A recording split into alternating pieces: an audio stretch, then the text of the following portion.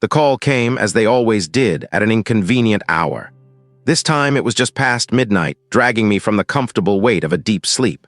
My old bones protested the sudden shift from horizontal to vertical, but the mind, ever the eager participant in the macabre, was already sifting through possibilities. Julian Thorne, the voice on the other end, had said, prominent tech CEO, dead. His lavish estate, nestled in the exclusive hills overlooking the city, was the scene. A robbery gone wrong, they suspected. They always suspected that first. I navigated the winding private roads, the city lights a distant, shimmering tapestry below. The air grew colder with altitude, and a thin mist clung to the ancient oaks lining Thorne's long driveway. Floodlights blazed, cutting harsh swaths through the darkness, revealing a small army of emergency vehicles and flashing blue and red.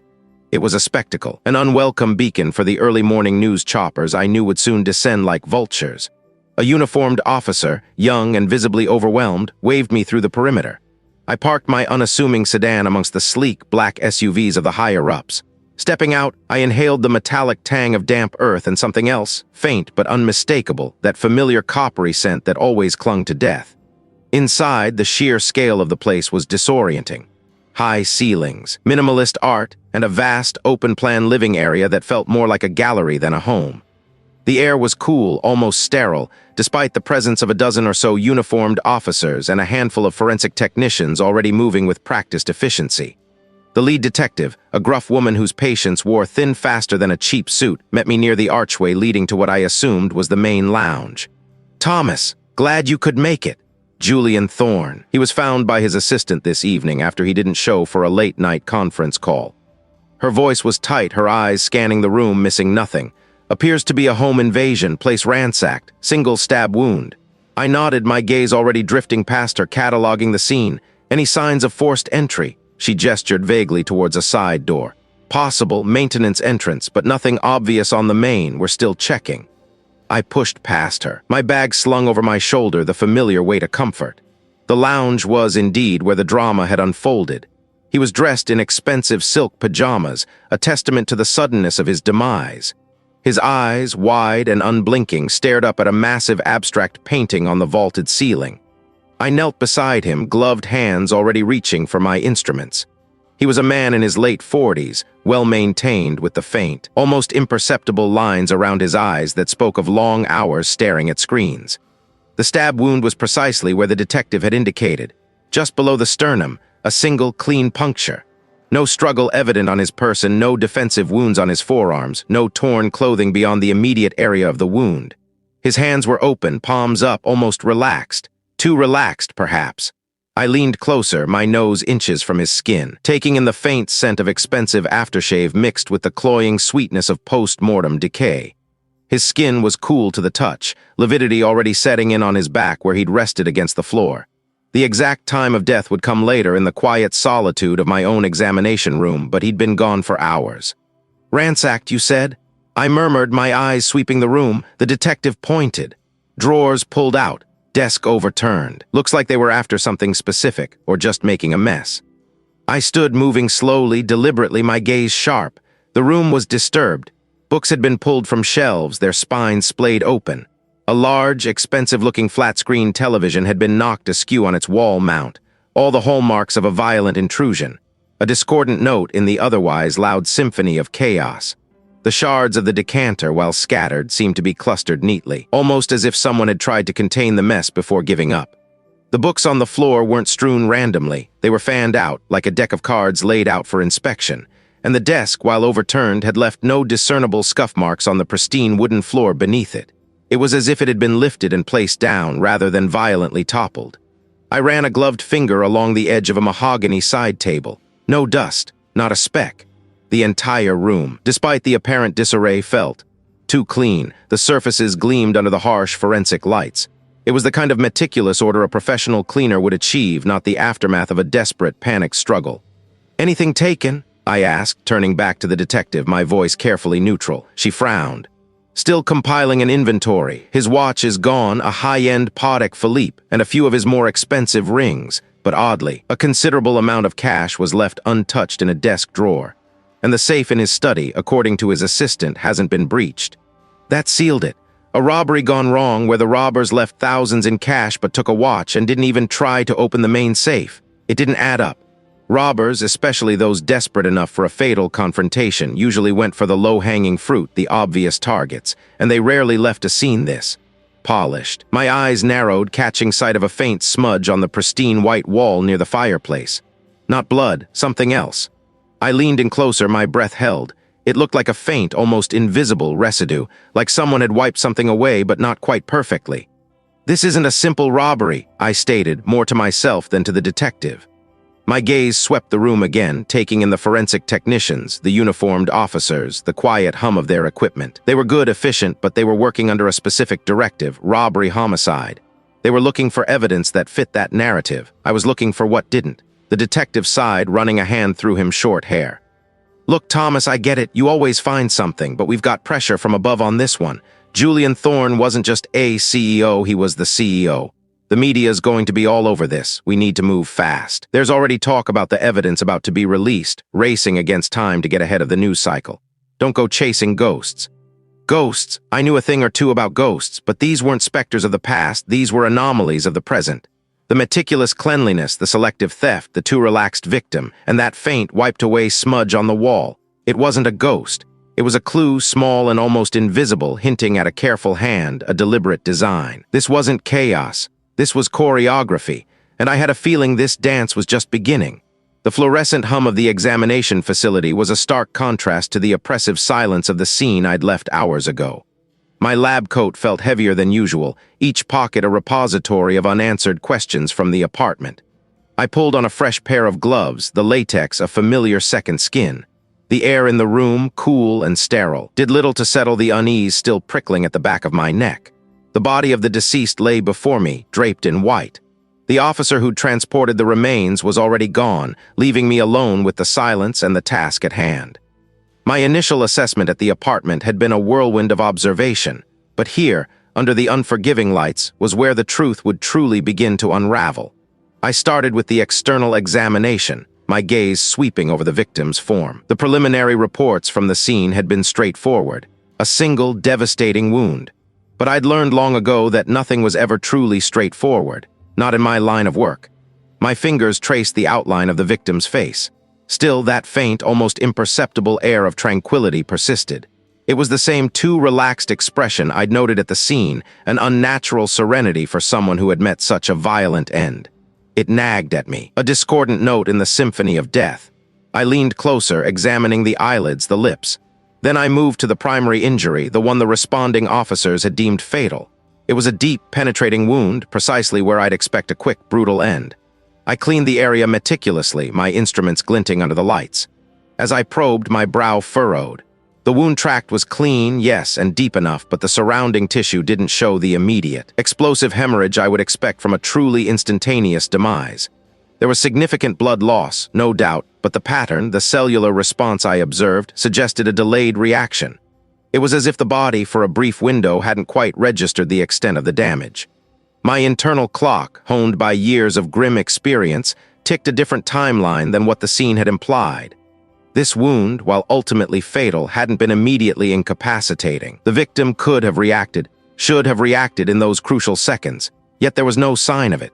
That thought, that discrepancy, spurred me on. If the fatal blow wasn't immediately lethal, why no struggle? Why the placid expression? I began a more thorough search for other injuries, ones that might have been overlooked in the initial chaos. I systematically turned the body, my eyes scanning every inch. My fingers, practiced and sensitive, explored the skin, feeling for any subtle resistance, any swelling beneath the surface. And there they were. Faint, almost invisible, just as I'd suspected.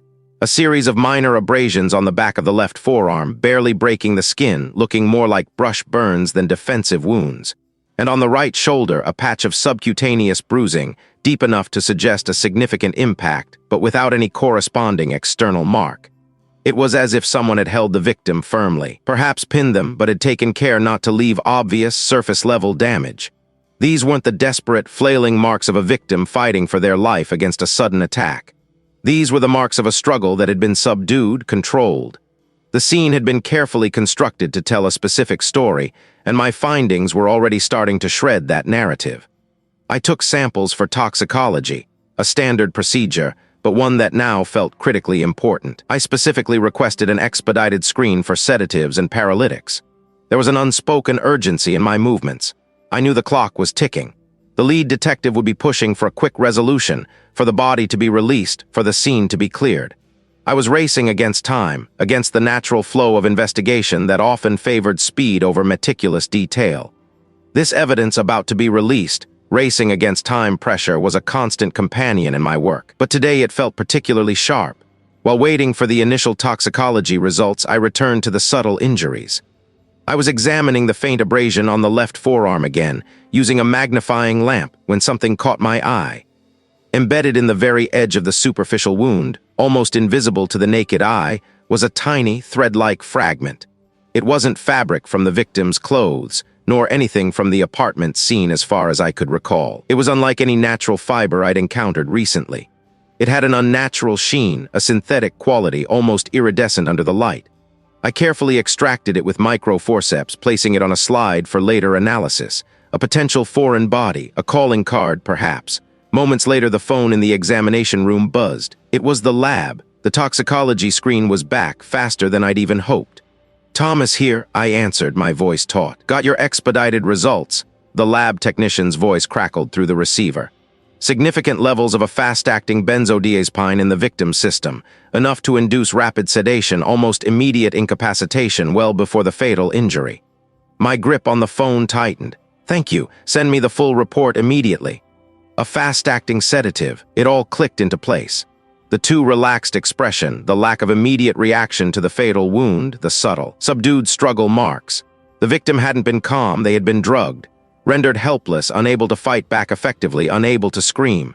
The killer hadn't just murdered someone, they had meticulously orchestrated the death, carefully controlling the narrative, even down to the victim's final expression. The smudge on the wall, the selective theft, the staged scene, and now this cocktail of hidden injuries and sedatives. This wasn't a simple, passionate crime. The initial police theory, whatever it had been, was already in tatters. I had a drugged victim, a struggle that was carefully concealed, and a microscopic fiber that didn't belong. This wasn't just a murder, it was a performance, and I was just beginning to peel back the layers of the curtain. My ghosts, it seemed, were about to get some company. The sedative. It was still a whisper in my mind, a persistent echo that sharpened every detail I'd observed. Thorne hadn't just been murdered, he'd been prepared for it, rendered utterly vulnerable. That cold, calculated act spoke volumes, painting a picture far more intricate than any simple robbery gone wrong. I spent the next several hours in the examination room, meticulously documenting the subtle, almost imperceptible signs of struggle, the precise angle of the wound, the way the body had settled into a posture of profound, drugged relaxation. Every observation reinforced my initial gut feeling. This was professional, or at least, unnervingly deliberate. I was still reviewing the preliminary toxicology report when the lead detective, a man named Miller with a perpetually furrowed brow and an impatience that bordered on hostility, strode into my workspace. He didn't bother with pleasantries. "We've got a solid lead, Thomas," he announced, a note of triumph in his voice that grated on my nerves. "An ex-employee. Thorne fired him 3 months ago. Guy's got a history of making threats. Even vandalized Thorne's car once. He was picked up yesterday making a scene outside Thorne's office. Perfect fit." I looked up from my microscope, my determination solidifying. "A perfect fit for a robbery, perhaps, Miller, but not for what I'm seeing." He scoffed, waving a dismissive hand. "What I rest still on about my subtle clues? Look, Thomas, the man's name is on record for public outbursts. He owns a knife. We have witnesses placing him near the building. We're moving forward. His name is also on record for brute force, Miller." I countered, tapping a few keys on my console, bringing up images of the victim's body. The stab wound was precise, almost surgical, clean, and the lack of defensive wounds, that's not a frenzied attack from a disgruntled hothead. That's someone who knew what they were doing and knew how to ensure their victim couldn't fight back. Miller leaned over, peering at the screen, but his eyes seemed to glaze over the details. Maybe he got lucky. Maybe Thorne was caught off guard. Or maybe, I pushed, leaning back, meeting his gaze, Thorne was drugged. The preliminary tox screen shows traces of a fast-acting sedative, enough to incapacitate, not enough to kill outright, but certainly enough to render him helpless. The kind of sedative that requires preparation, specific knowledge. Miller's brow furrowed deeper, but this time, it was a flicker of genuine annoyance, not just his usual impatience. A sedative. I read telling me this guy, a low-level manager fired for insubordination, managed to drug Thorne, then execute a perfect, clean kill. Come on, Thomas. That sounds like something out of a thriller novel. It sounds like facts, Miller, I said, my voice unwavering. And the ex-employee's known methods, according to his rap sheet, involve brawling, property damage, unrefined violence. This attack was anything but unrefined. It was controlled, almost clinical. It contradicts everything we know about this prime suspect. The air thickened with tension between us. Miller saw a clear path, a quick resolution. I saw a meticulously constructed facade. He wanted to close the case. I wanted to understand the full truth. His alibi for the time of death is weak, Miller insisted, pulling out a printout from his jacket pocket. Claims he was home alone. No witnesses. He's already admitted to hating Thorne, wishing him harm. And that means he administered a specific sedative, waited for it to take effect, then delivered a precise, fatal blow. I asked, shaking my head. It doesn't add up. The sedative points to planning, to a level of sophistication I just don't see in a spur-of-the-moment, rage-fueled attack. Miller straightened up, his face hardening. I'm making this complicated, Thomas. We have motive, opportunity, and a suspect who fits the general profile of someone who'd want Thorne dead. Don't muddy the waters with my forensic poetry. I felt a familiar frustration gnawing in my gut. It wasn't the first time my meticulous findings clashed with a detective's eagerness for a neat solution. My forensic poetry is evidence, Miller, and this evidence suggests we're looking at something far more intricate than a simple act of revenge. He just grunted, turning to leave. Keep digging, Thomas, but we're moving on this ex-employee. Unless I can give me something concrete, something that definitively puts him out of the picture, we're presenting this to the prosecutor. His words hung in the air. Evidence about to be released, racing against time. I knew what that meant. Once the police officially named their suspect, once the prosecutor started building a case around him, it would be almost impossible to shift their focus, regardless of what my lab work revealed. The pressure was on. Just as Miller's footsteps faded, a younger colleague, a digital forensics specialist, poked his head into my examination room. Thomas, got a minute? Something interesting popped up on Thorne's devices. Lay it on me, Mark, I said, feeling a flicker of hope. New information, something outside the physical evidence, might be the key to breaking through Miller's stubbornness. He stepped in, holding a tablet. We finally cracked some of Thorne's encrypted communications. It's a series of messages, pretty heavily coded, exchanged over a secure network. What's odd is the timeline. These messages predate the supposed robbery by weeks, even months, and the content, it's not about business. It's cryptic references to the package and the delivery schedule and finalizing the arrangement. I stared at the screen, a chill tracing its way down my spine. Encrypted communications, pre-existing, not about business. This wasn't a random, spontaneous crime. This was a setup. Who was he communicating with? I asked, my voice low. Mark shook his head. That's the next hurdle. The sender ID are masked, routed through multiple anonymous servers. But what's clear is that Thorne was involved in something secretive, something that goes far beyond a disgruntled ex-employee's revenge fantasy. My mind raced, connecting the dots. The precise wound, the lack of struggle, the pre-existing encrypted communications. It all pointed to a carefully orchestrated plan, a professional hit disguised as a robbery, perhaps to throw off investigators. The ex-employee was nothing more than a convenient, loud distraction, a red herring designed to absorb the blame. I felt a surge of adrenaline mixed with a profound sense of urgency. I had to make them listen. I had to make them see what I was seeing. The truth was there, staring us in the face if only we were willing to look beyond the obvious. The fine, almost invisible fiber, no thicker than a single strand of hair, lay magnified on the screen before me, a minuscule enigma demanding attention. My initial examination at the scene had been cursory, a quick sweep for anything out of place.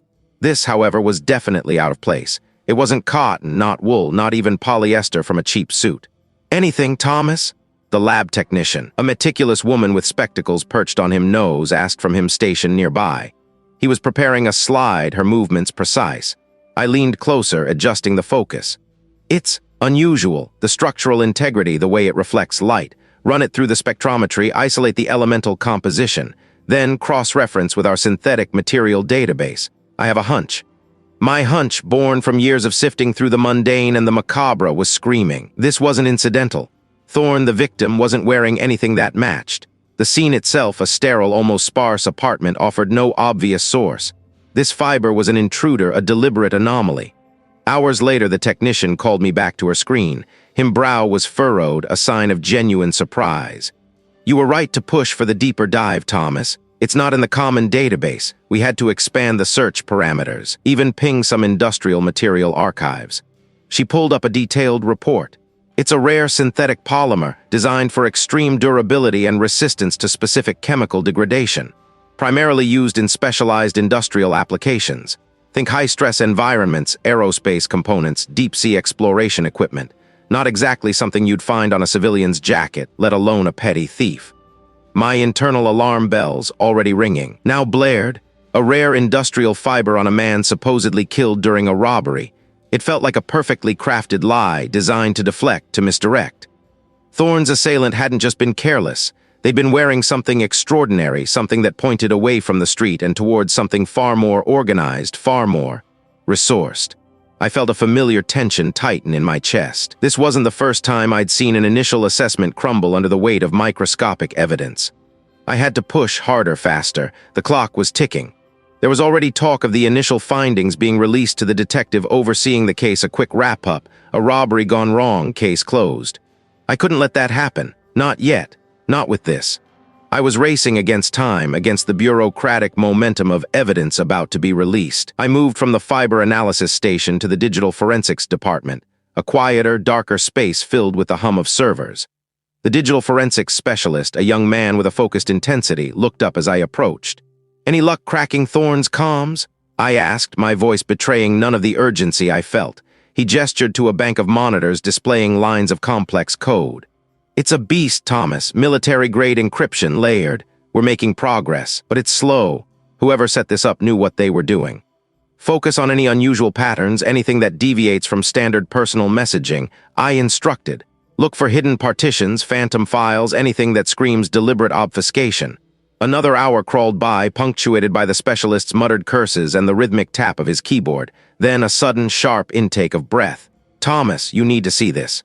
His voice was tight with excitement. He spun a monitor towards me. On the screen, a previously invisible partition had been revealed, crammed with encrypted files. One specifically was highlighted. "We cracked the outer shell of this one. It's not a message, it's a ledger. Encrypted but the metadata. It's a detailed record of data transfers, massive data transfers." My eyes scanned the cryptic entries, a jumble of alphanumeric strings and dates. "What kind of data?" "That's the kicker," the specialist said, leaning forward. "The internal tags, even though encrypted, suggest highly sensitive information. Financial records, proprietary algorithms, personal identifiers. This isn't just a ledger, it's a log of a full-blown data brokering operation. And from the volume, the frequency. It's a major player. Thorne wasn't just involved, he was at the heart of it." A cold knot formed in my stomach. Data brokering, sensitive, potentially illegal. This wasn't a robbery. This was a direct consequence of a dangerous game. The precise wound, the lack of struggle, the sophisticated encryption, and now the rare industrial fiber. It's like trying to catch smoke, but the scale, Thomas, this isn't amateur hour. This is a highly organized, highly lucrative network. I thanked him, my mind already elsewhere. The fiber, the data brokering, two disparate threads, yet I felt them beginning to twist together. But there was still something nagging at me, a tiny detail from the initial examination of Thorne's body that I'd dismissed as insignificant at the time. Back in my lab, I pulled up the high-resolution photographs of Thorne's hands. I remembered a faint discoloration, almost imperceptible on his palms and fingertips. At the scene, I'd attributed it to environmental contamination, dust, or perhaps something he'd touched in his final moments. But now, with the fiber and the data in mind, I needed to reevaluate. I requested the original swabs and samples taken from his hands. Under the specialized UV light, what had been almost invisible to the naked eye now shimmered faintly. It wasn't dirt. It wasn't dust. It was a subtle, almost crystalline sheen clinging to the ridges of his fingerprints. I prepared a micro-sample, running it through the advanced mass spectrometer. The results flashed on the screen, a complex molecular structure. My eyes widened. It was a unique chemical compound not commonly found. And then the database pinged a match. It was a highly specialized industrial lubricant specifically formulated for use with the very same rare synthetic polymer from which the fiber was made. My breath hitched. The fiber, the lubricant, they were designed to work together.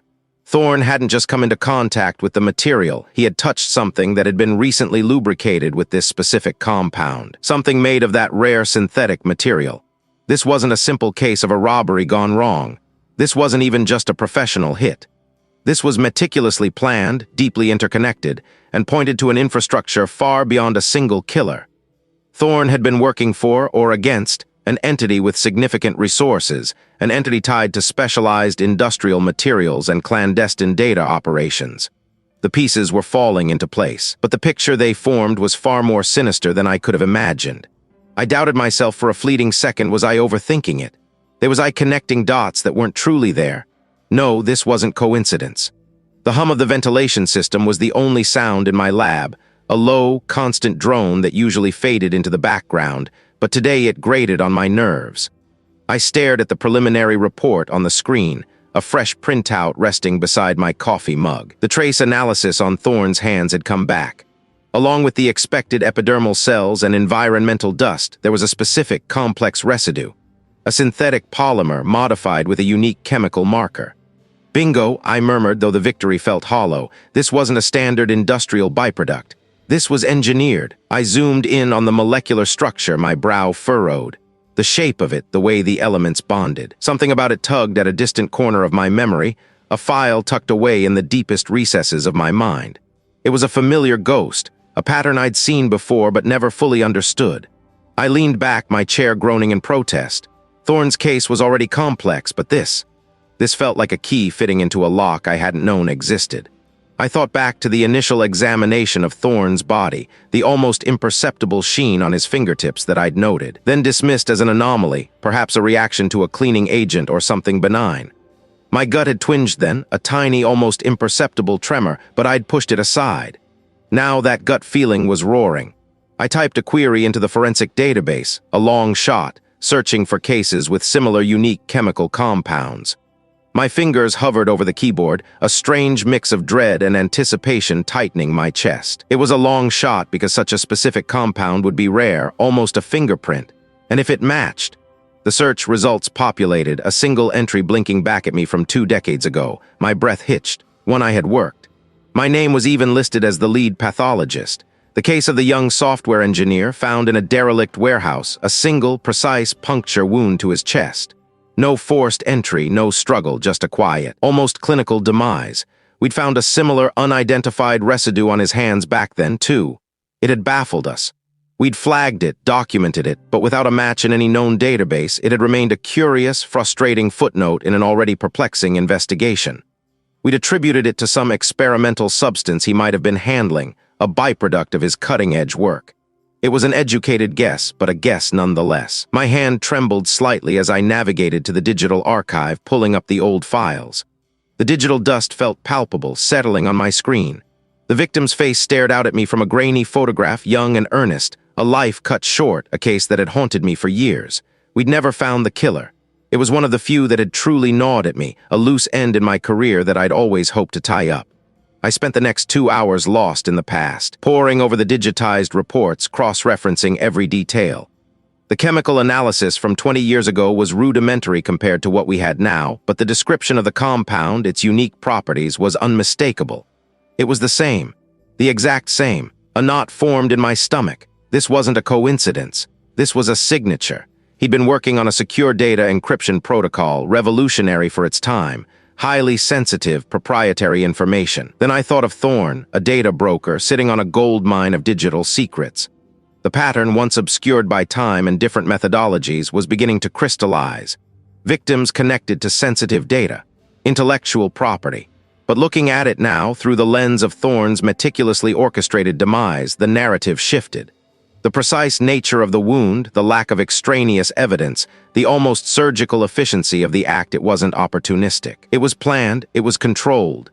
It was a signature of a killer who left nothing to chance, who treated the crime scene like a sterile operating theater. Meticulous, almost surgically precise. How had I missed it? How had we all missed it? A wave of self-doubt washed over me. Had I been too green back then, too quick to accept the prevailing theories? The thought was a bitter pill, but there was no time for self-recrimination now. There was a killer, and they had struck again. It was the lead investigator on the Thorne case. Thomas, just checking in, his voice crackled through the speaker. My team is itching to get some of Thorne's personal effects released. We've held onto them long enough, and the family is pressing. Any reason we can't start processing the release forms on the non-critical items? My jaw tightened. Hold everything, I said, my voice firmer than I'd intended. Absolutely everything. Do not release a single item, not even a paperclip from that scene, not yet. Whoa, Thomas, what's going on? He asked, a hint of impatience in his tone. We're talking about a lot of evidence here. The logistics of keeping it all under lock and key indefinitely are a nightmare. We've got evidence about to be released, racing against time here. We need a solid reason to keep holding it up. I pinched the bridge of my nose. I can't give you all the details yet, but trust me, this isn't a standalone case. The chemical residue on Thorne's hands matches an unidentified compound from an old victim. The implications are, 2 decades, are you serious?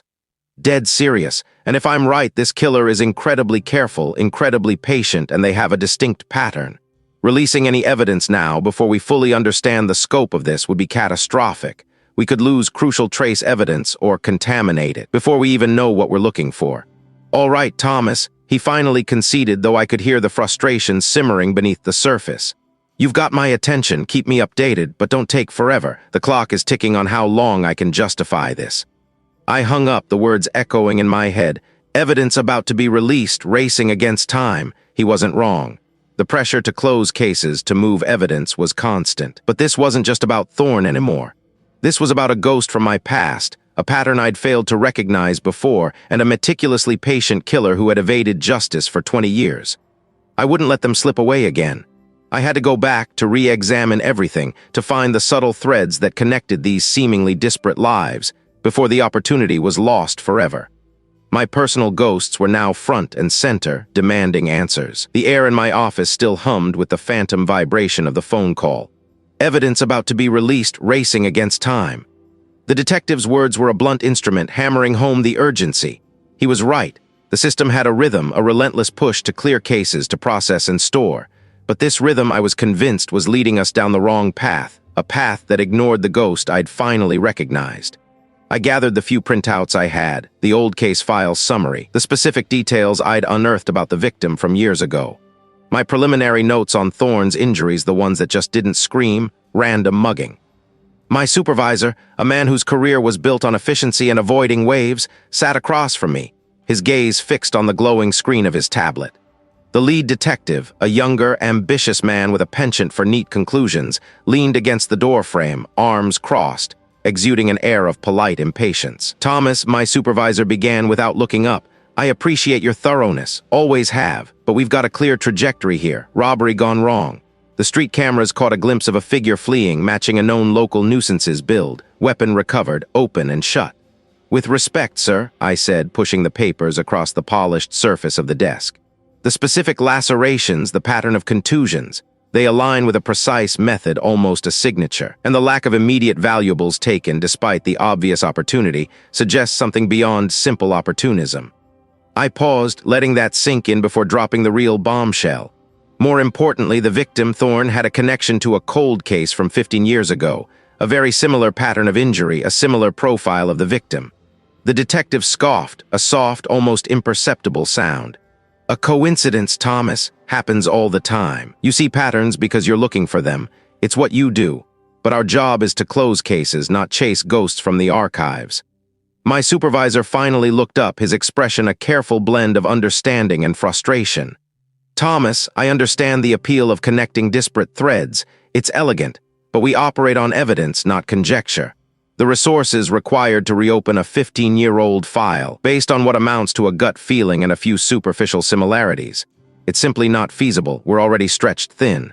The chief wants this wrapped up by end of week. But the evidence is there, I insisted, my voice tight. The unique trauma, the target profile, it's not superficial, and Thorne was clearly trying to communicate something before he died.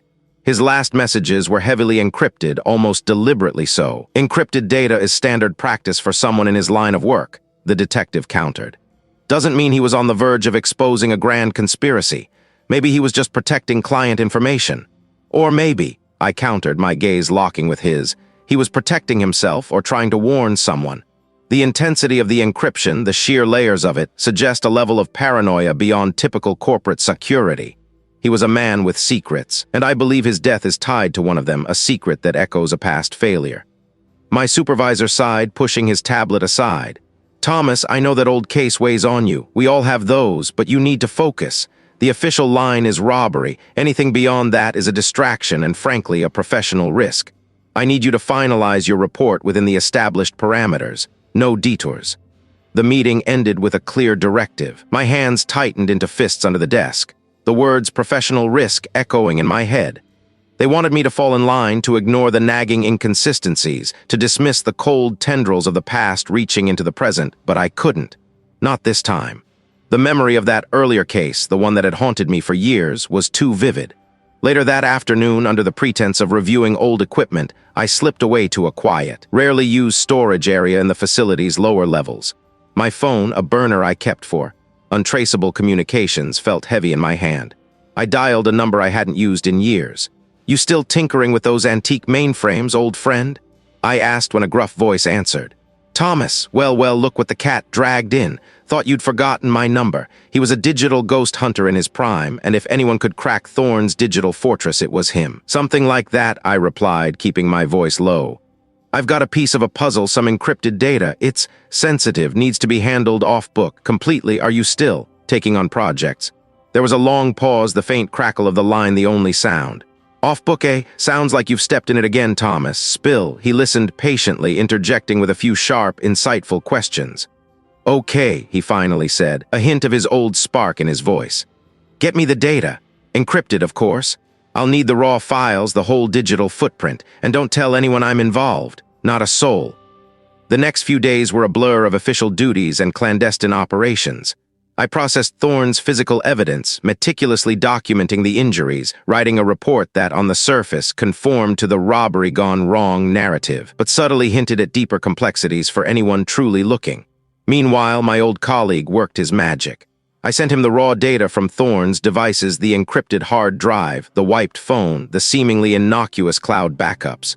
It felt like I was walking a tightrope, one misstep away from professional oblivion. I doubted myself more than once.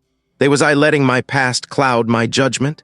Was I seeing connections where none existed, simply because I wanted them to be there? Then, late one evening, my burner phone buzzed. It was my colleague.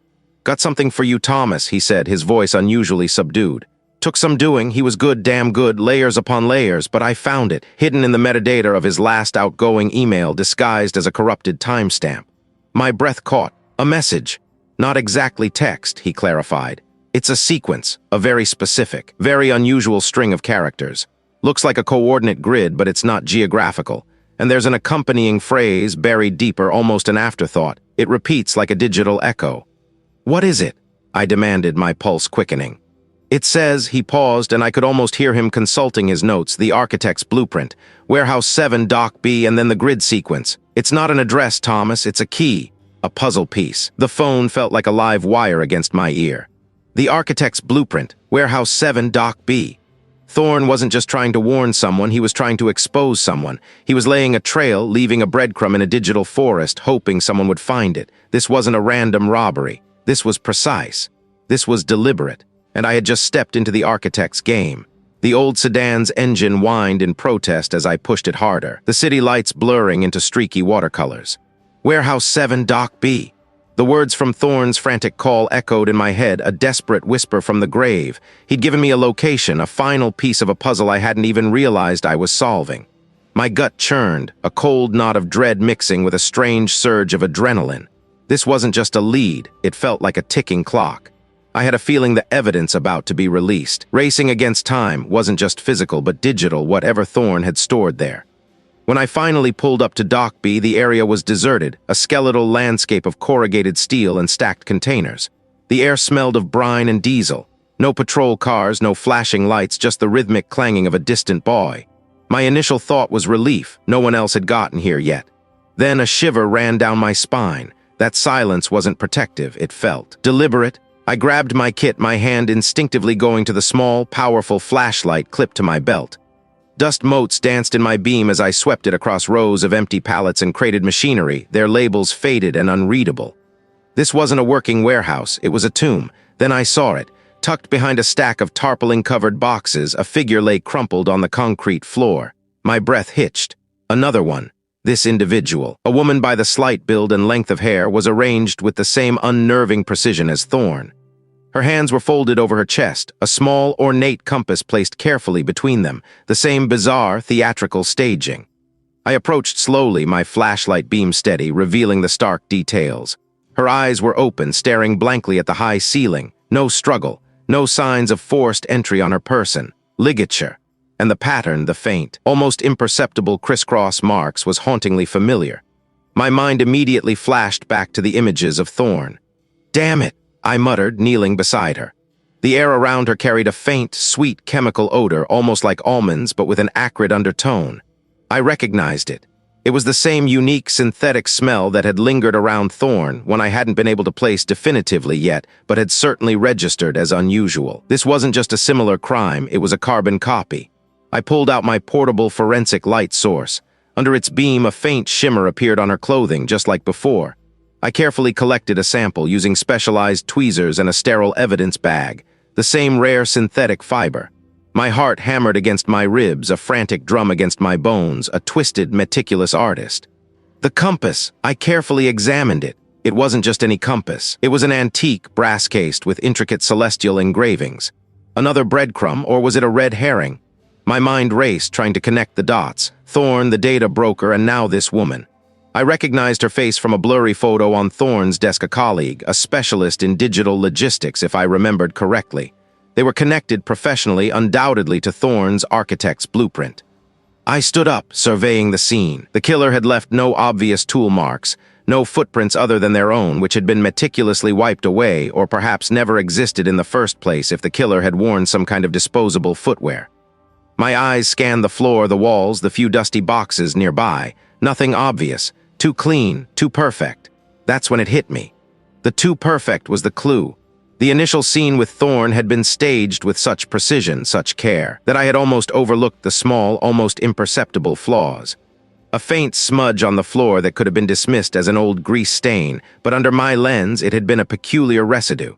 A single, almost invisible scratch on the wall, easily missed, but suggesting a struggle or perhaps an intentional mark. Here at Warehouse 7 it was too clean. No smudges, no scratches. The placement of the body, the compass, the lack of any disturbance in the dust around her, it was flawless. Almost like the killer was overcompensating. This killer wasn't just meticulous, they were actively manipulating the evidence. They weren't just covering their tracks, they were creating a narrative. The first scene had subtle hints of struggle, of resistance, of a natural death even. This one was a pristine tableau of submission. Why the difference? Unless the killer was learning from the investigation of the first crime. Learning what we, the forensic investigators, looked for. My breath caught in my throat. This wasn't just a sophisticated, organized perpetrator. This was someone who had access to our methods, our findings, our internal discussions. Someone who knew exactly how Thomas, the forensic pathologist, would approach a scene. An insider. The realization hit me with the force of a physical blow, a case I thought I'd buried. And now, the killer was sending a message, not just to the victims, but to me. They knew I was on their trail, and they were playing a dangerous, calculated game. And with this new, pristine scene, they were mocking me. They were telling me they were one step ahead, that they could manipulate the very evidence I relied on. The danger was no longer just external, it was internal. Someone was inside, someone was watching, and I had walked right into their carefully constructed trap. The meticulously wiped scene from the warehouse still replayed in my mind. No obvious tool marks, no discernible footprints beyond the ghost of what might have been if the killer had even bothered to leave any. It was a blank canvas painted with a single brutal stroke. The lack of physical evidence wasn't a sign of clumsiness. It was a testament to extreme professionalism, a chilling signature in its absence. I walked into the secure room, the air humming with the low thrum of servers. The cyber-forensics expert, a young woman with a tangled knot of copper hair and eyes that seemed to see in lines of code, barely looked up from her array of glowing monitors. His fingers danced across the keyboard, a blur of motion. "Thomas, you're here," he said, his voice flat, devoid of inflection. "Good. I think you'll want to see this." I pulled up a chair, the plastic squeaking against the tiled floor. On the main screen, a complex web diagram bloomed, lines connecting nodes, each node a name, a company, an offshore account. It was like looking at a galaxy, but instead of stars, it was a constellation of financial deceit. "What am I looking at?" I inquired, leaning forward. My gaze drifted to a cluster of names highlighted in red. Thorne's name was there, bold and unmistakable. "This," she began, pointing with a stylus, is a hidden network, shell corporations primarily, registered in tax havens from the Caymans to Vanuatu, all interconnected, all feeding into a central clearinghouse almost like a dark bank. My stomach tightened. And Thorne? He's a major player, she confirmed, zooming in. Not the ultimate beneficiary, mind you, but a key conduit. He's linked to at least a dozen of these entities, and here's where it gets interesting. She highlighted another set of names, these glowing and ominous orange. I cross-referenced some of the data I pulled from Thorne's encrypted drives with your old case files, the ones you asked me to look at from. Well, from that time. My breath hitched. The old case, all of them, this wasn't just a coincidence. This wasn't just a string of bad luck. This was a pattern, intricate and horrifying. My mind raced, trying to find a logical explanation, but all paths led to the same unsettling conclusion. Thorne hadn't been an isolated target. He was part of something much larger, something that had been simmering for years. She shrugged, her eyes still scanning the screens. On paper, legitimate investment firms, tech startups, even a couple of philanthropic foundations, but dig deeper and the money flow is opaque. Millions moving in and out, untraceable once it hits the central hub. It looks like a massive laundering operation, but for what? Dates, names, fragments of interviews. I remembered the nagging feeling then, the subtle threads that never quite connected, the sense of a hidden hand. I dismissed it as paranoia, the frustration of an unsolved case. Emails, messages, anything. The expert navigated through the data, pulling up timelines. There's a consistent pattern, she said, her voice taking on a slightly more animated tone. Each of them in the weeks or days before they died was actively compiling information. Large data transfers, encrypted communications, even drafting documents that look like reports, internal reports perhaps. Reports about what? That's the missing piece, she admitted, frustration finally creeping into her voice. Whatever they were collecting, it was either highly encrypted and I haven't cracked it yet, or it was never fully uploaded. But the intent was clear. They were about to expose something. A major data breach, perhaps, or corporate espionage on an unprecedented scale. One of the victims even had a draft email to a journalist, though it was never sent. It clicked. The pieces, scattered and seemingly unrelated for years, suddenly snapped into place with a sickening thud, just like the others. They were whistleblowers, I murmured, the words feeling heavy on my tongue. Or at least they were about to be, Thorne and the victims from my old case. The expert nodded slowly. That's my working theory. They were all about to go public with something big, something that would have brought down this entire house of cards. My mind reeled. This wasn't a random killer or even a personal vendetta. An organization so vast, so influential that it could orchestrate multiple murders across years, clean up every trace and hide behind layers of shell corporations and offshore accounts. The implication was terrifying.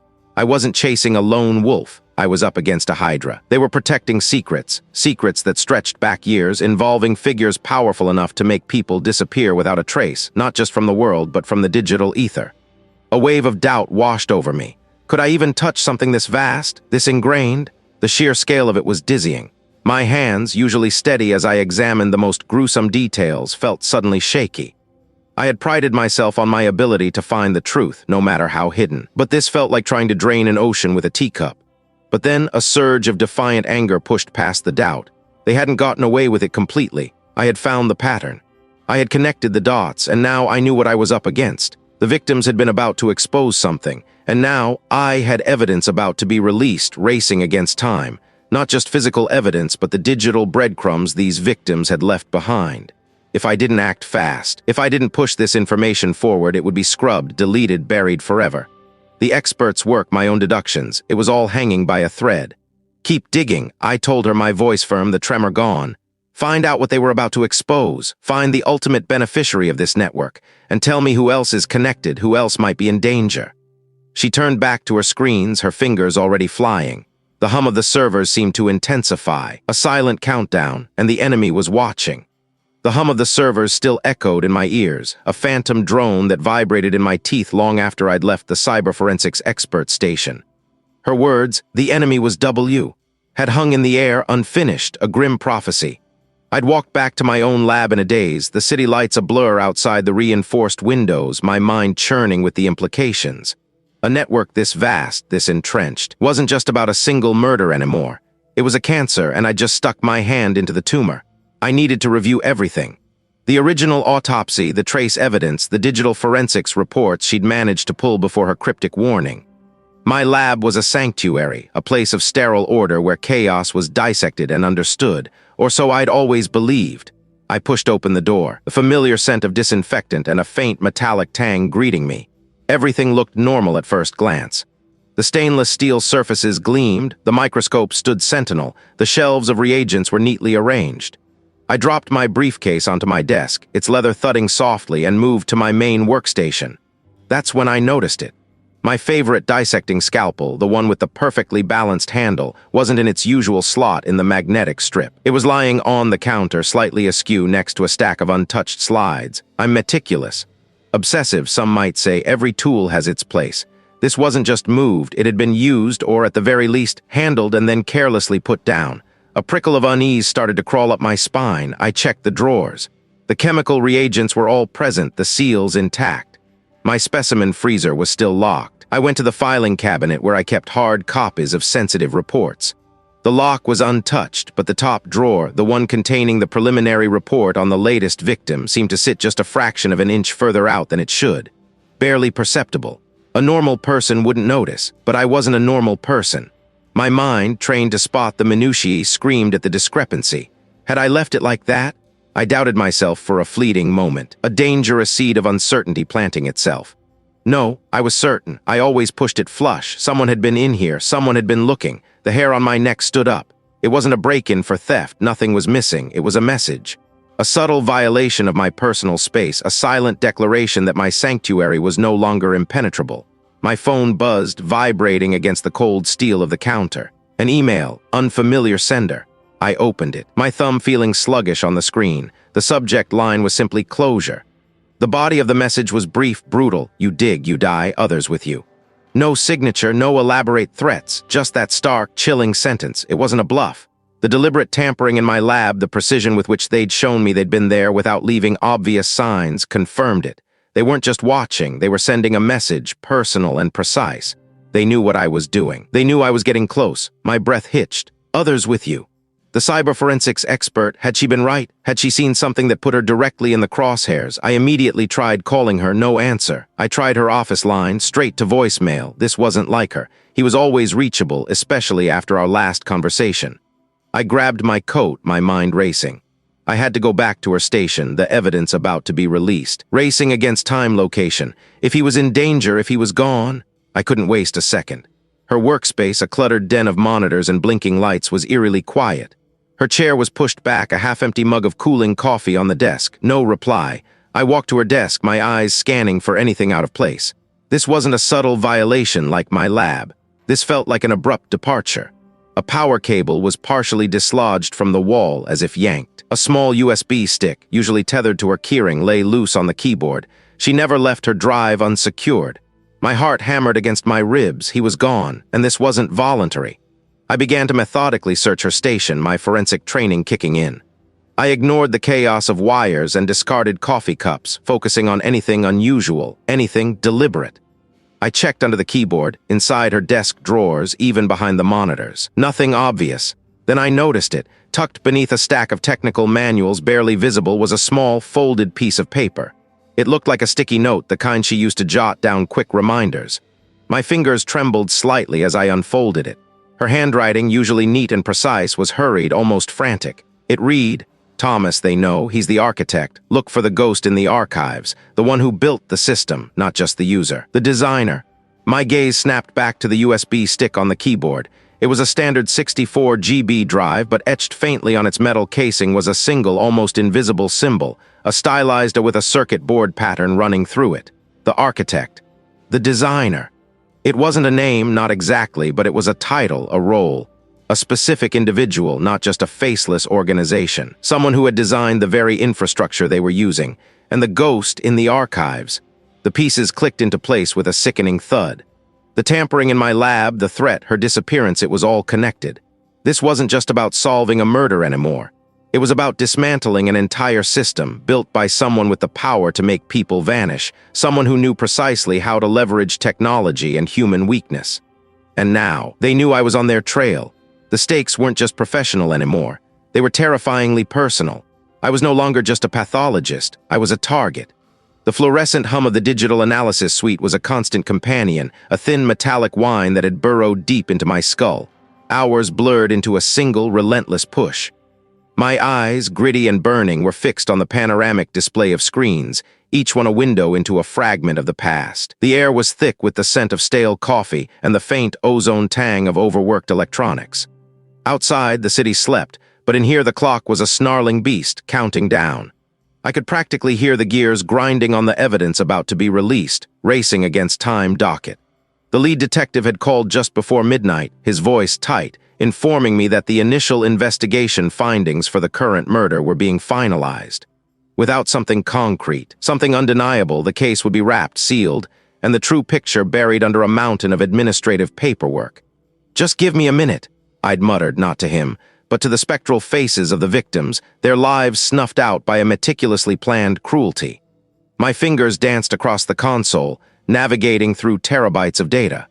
I was back in the original crime scenes, virtually sifting through the high-resolution photographs, the ones taken before anything was touched, before the cleanup crews moved in.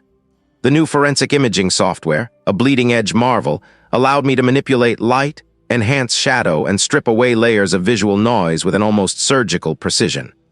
I'd been working through them systematically, cross-referencing every pixel with the new information unearthed about the infrastructure and the ghost in the archives, my cold case. There was a particular image from the first murder scene, the opulent study, the victim slumped over a heavy, lacquered desk.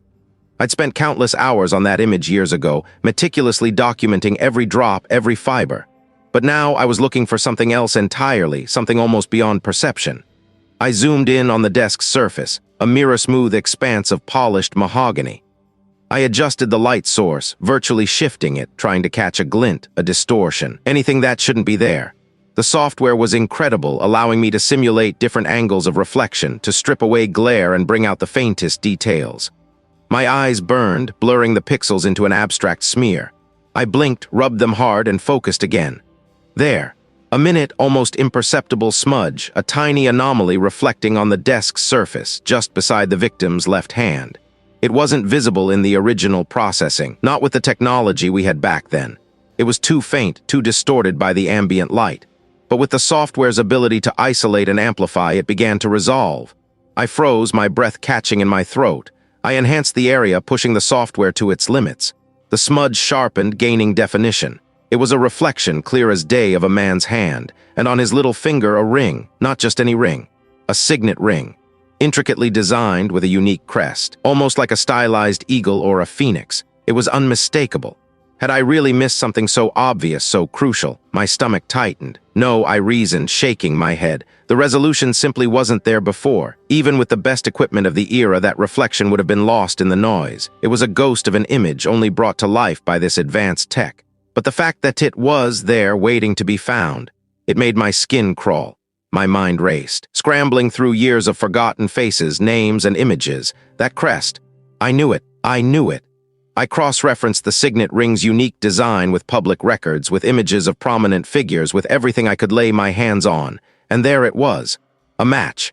The signet ring belonged to a man of immense public standing, a renowned philanthropist whose name was synonymous with charitable works and civic improvement. He had deep political connections, a network of influence that stretched across the city and beyond. He had been untouchable. The pieces slammed together, forming a grim mosaic. The ghost in the archives, the infrastructure. The title, the role, it wasn't just a killer I was hunting. It was a mastermind, cloaked in benevolence, pulling strings from the highest echelons of power. His motive, it clicked into place with a sickening thud. This wasn't a crime of passion or even simple greed. It was about protecting something vast, something monstrous. The infrastructure wasn't just a physical network. It was a vast, illegal network of data exploitation. A web woven from stolen identities, manipulated information, and compromised privacy, used to influence markets, sway opinions, and secure unimaginable power and wealth. The victims had been whistleblowers, or simply threats to this meticulously constructed edifice. Their deaths weren't just murders. They were desperate acts of self-preservation by a man protecting his entire illicit enterprise. If exposed, this network would collapse, bringing down a cascade of powerful individuals and institutions. The weight of the discovery pressed down on me, heavy and suffocating. This wasn't just about justice for a few victims. It was about dismantling an empire built on stolen lives and manipulated futures, and I had just found the linchpin. My tired eyes, however, now held a fierce, unyielding resolve. The clock was still ticking, but now I knew who I was racing against, and he was far more dangerous than I could have ever imagined. My eyes, gritty and burning, were fixed on the panoramic display of screens, each one a window into a fragment of the truth. My fingers, numb from typing, still danced across the keyboard, pulling up one last confirmation, one final cross-reference. And then there it was. The undeniable link, the microscopic signature, the irrefutable proof. It wasn't just a theory anymore. It was a solid, unyielding chain of forensic evidence, each link forged in the crucible of meticulous observation. I leaned back, a long, ragged exhale escaping my lips. The air in the suite felt suddenly too thin, too stale. The weight of the discovery settled on me heavy and cold. This wasn't just about solving a murder. It was about tearing down a meticulously constructed facade, exposing a predator who had hidden in plain sight, pulling strings for far too long, and the clock was ticking. The intelligence we'd gathered suggested a public appearance, a grandstanding moment, where the mastermind intended to consolidate their position, perhaps even subtly mock our inability to catch them. We had evidence about to be released, racing against time. If we didn't act now, they might slip away, or worse, manipulate the narrative beyond repair. I gathered the printouts, the secure drive clutched in my hand, and practically ran to the debriefing room. The lead detective was already there, pacing, his jaw tight. A small team of tactical officers stood ready, their faces grim, weapons holstered but visible. "All right, Thomas," the detective said, cutting me off before I could even open my mouth.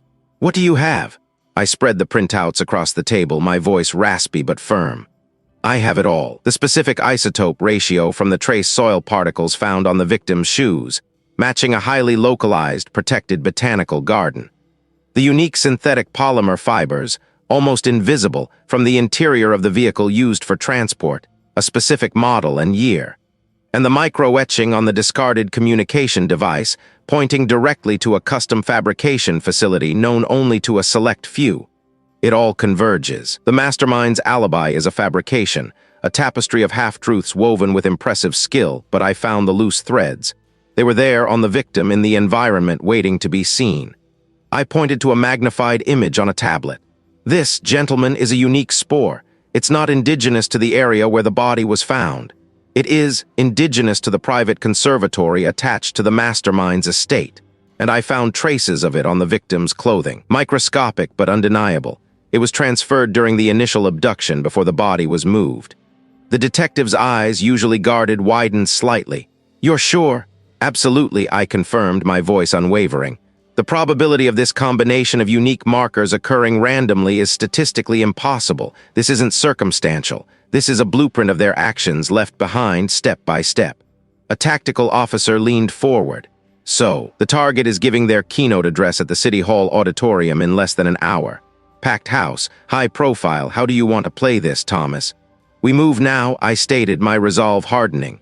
"They'll be surrounded by security, but the evidence is too strong to ignore. We can't let them finish that speech. If they sense we're onto them, they'll bolt, or worse, activate some contingency."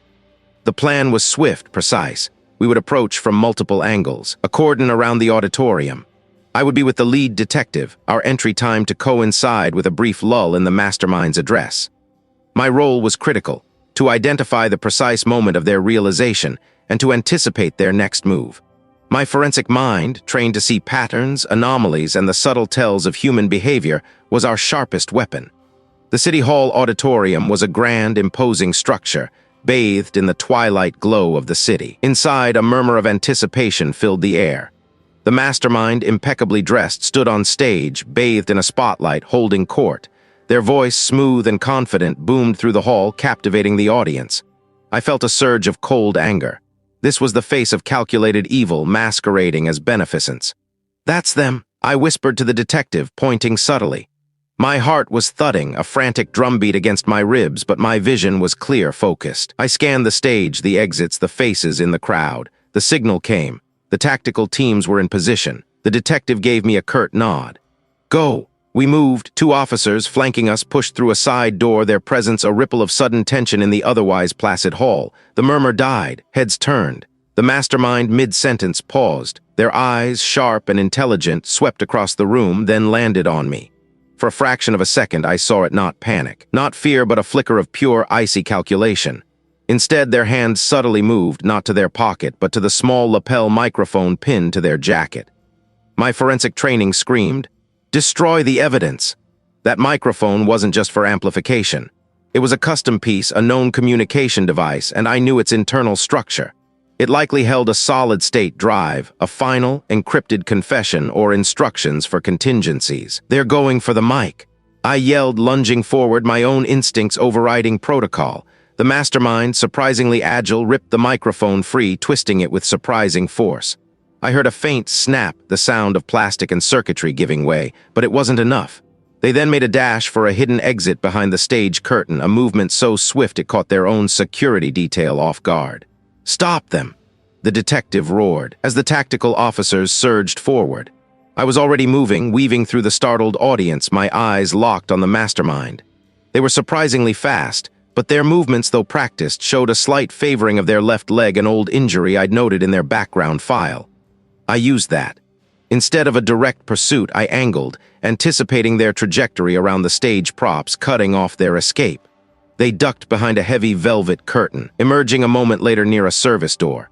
My eyes, trained to spot the minutiae, caught it, a tiny, almost invisible chip, no bigger than a thumbnail, glinting under the emergency lights. It must have been dislodged when they twisted the microphone.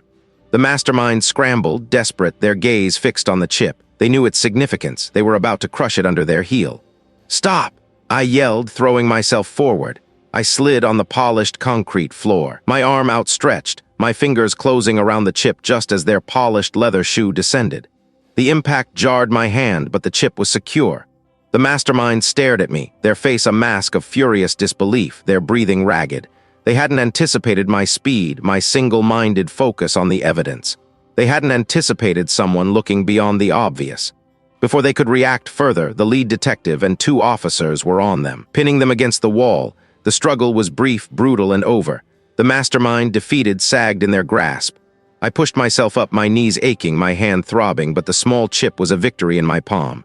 "Got it," I rasped, holding it up for the detective. "The last piece." The mastermind's eyes, full of venom, met mine. There was no more calculation, just raw, unadulterated hatred. But beneath it, I saw a flicker of something else, surprise. They had underestimated the power of the invisible, the silent story told by dust and fibers, by a single unique spore. They had underestimated me. And that, I realized, was their final, fatal miscalculation. The air crackled, not just with the residual tension of the confrontation, but with the sudden, overwhelming surge of bodies. Uniformed officers who had been holding their breath in the periphery swarmed in. The mastermind, momentarily stunned by the precise, quiet accusation I'd leveled, didn't even have time to recover their composure. Strong hands gripped their arms, twisting them behind their back. The snap of plastic restraints cutting through the silence was oddly satisfying. I watched them being led away, their eyes still locked on mine, a burning ember of fury that promised future retribution, even as their body was physically subdued. The surprise I'd noted earlier was now fully eclipsed by a raw, seething animosity. It was the look of someone whose carefully constructed empire had just been dismantled by an invisible thread, by something they considered beneath their notice. The immediate aftermath was a whirlwind of controlled chaos. Orders barked, radios hissed with updates, and the once silent warehouse hummed with renewed activity. The lead detective, a man whose weary face now held a hint of grim triumph, clapped a hand on my shoulder. "Good work, Thomas. Better than good. Without that spore analysis, we'd still be chasing ghosts." I just nodded, the exhaustion hitting me like a physical blow. The adrenaline, which had been my constant companion for days, was finally receding, leaving behind a profound weariness that settled deep in my bones. But there was no time to rest. The mastermind might be apprehended, but their vast criminal network was still very much alive, its tendrils spread wide. "What about the other arrests?" I questioned, my voice a little rougher than I intended. The detective's gaze hardened. "Already in motion. Their immediate circle, the ones directly involved in the cover-up and the disappearances, are being rounded up as we speak. Our teams are hitting multiple locations simultaneously. Your evidence, Thomas, it wasn't just a smoking gun, it was a blueprint." My mind immediately jumped to the missing cyber forensics expert. "And the expert, any news?" The detective paused, rubbing the back of his neck. "That's the next priority. We've got teams on it based on the last known comms and your assessment of the unique environmental signature we found on the victim's clothing.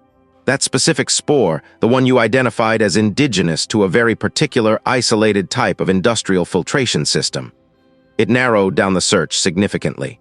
We believe they were being held in a disused chemical processing plant, far out in the industrial complex, isolated perfect for their purposes.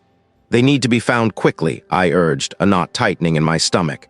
If the mastermind is caught, their associates will be desperate. The expert is a liability to them now. My words seemed to galvanize him. He barked into his radio, relaying my concerns, emphasizing the urgency. We're racing against time, Thomas. We have evidence about to be released, racing against time. They'll either move the expert or silence them permanently. The next few hours were a blur of waiting, of pacing, of replaying every minute detail of the case in my head. I doubted myself, as I always did, for a fleeting moment. Had I missed anything? Was there another angle? But the evidence was solid, irrefutable. The unique fungal spore, the trace elements from the peculiar industrial dust, the specific fibers, they all pointed to the same isolated location, the same type of environment.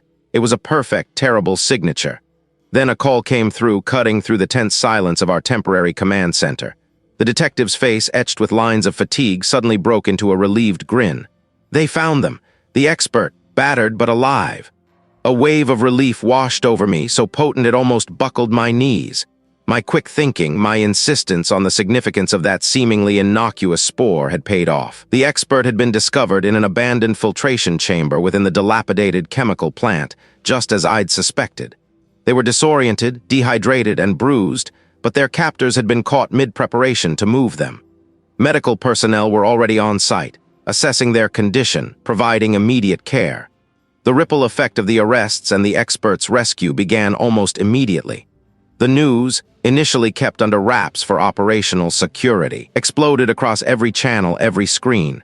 The public reaction was swift and visceral. Shock, then outrage, became the prevailing sentiment. The full extent of the conspiracy, the manipulated evidence, the orchestrated cover-up stretching back years, the silencing of those who dared to question was laid bare for all to see. It wasn't just a single murder. It was a systemic corruption that had festered, eroding trust and justice from within. I saw the headlines flashing on a colleague's tablet. Shocking conspiracy unraveled.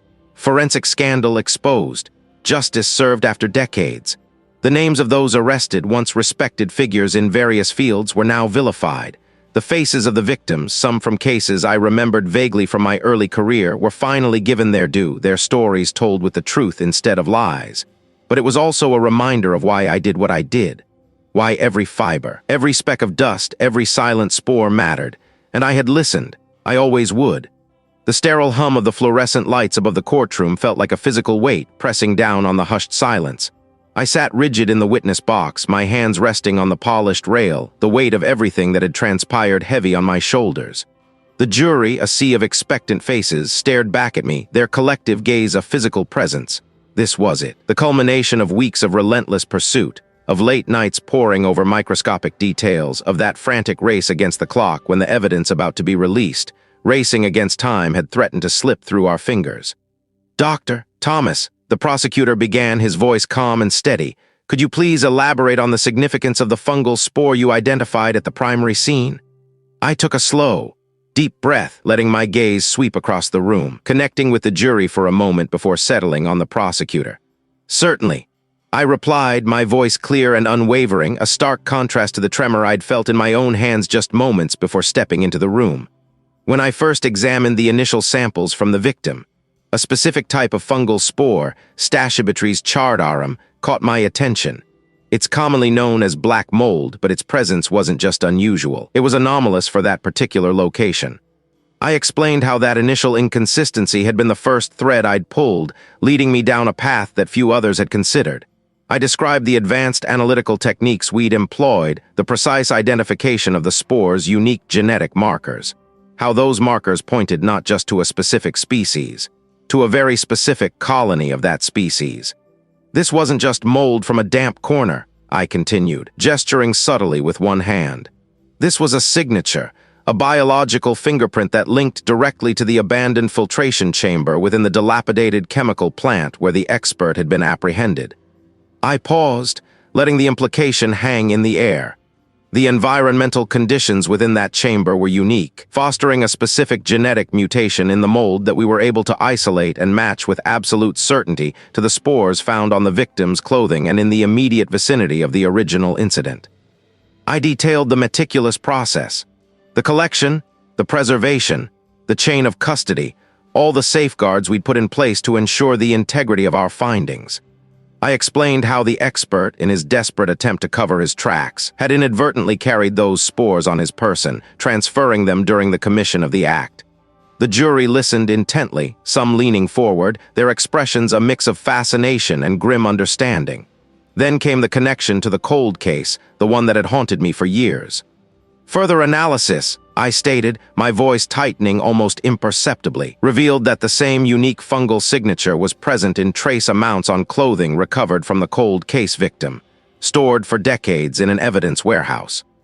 I looked directly at the defense attorney, who seemed to shrink in his seat, his earlier bluster replaced by a resigned slump. My testimony laid bare the intricate web of deception, demonstrating how a seemingly unrelated detail had unraveled decades of calculated concealment. The expert's carefully constructed alibis, his feigned ignorance, all crumbled under the weight of microscopic evidence. The verdict came swiftly, guilty on all counts. A wave of exhaustion, profound and absolute, washed over me, replacing the adrenaline that had fueled me through the trial. Justice, at last, had been served. But the feeling wasn't one of elation, not entirely. It was a quiet, solemn satisfaction, tinged with the heavy cost of what it had taken to get here. Days later, I found myself standing before a simple granite headstone in a quiet, sun-dappled cemetery. I knelt, placing a small, smooth river stone on top of the marker, a silent gesture of remembrance and respect. The air was cool, carrying the scent of damp earth and distant pine. Now, finally, there was an answer.